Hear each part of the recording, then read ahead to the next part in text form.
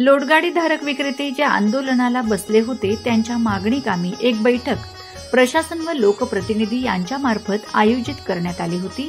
मात्र त्या बैठकीत भाजपा व ठाकरे गटाच्या पदाधिकाऱ्यांमध्ये आपापसात राडा झाला।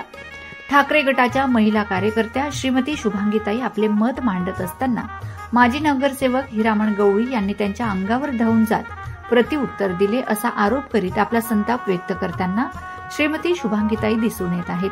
तर भाजपा पदाधिकारी एका व्यक्तीच्या अंगावर धावून जात मारण्याचा प्रयत्न करीत असल्याचे देखील रणरागिणी श्रीमती शुभांगीताई पाटील बोलल्यात आणि तसा व्हिडिओ दिसून येतोय।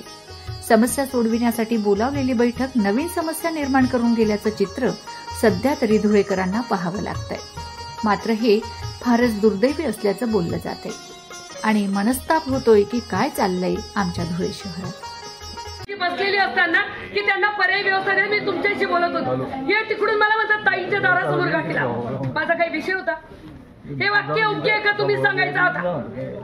ताई विषय आपला झाला, पण मग हे वाक्य योग्य आहे का? माझी तुम्हाला हात जोडून विनंती आहे, मी तुमच्या जर तुम्हाला तुम्ही दुखवलं असला तर मी दिलगिरी व्यक्त करतो।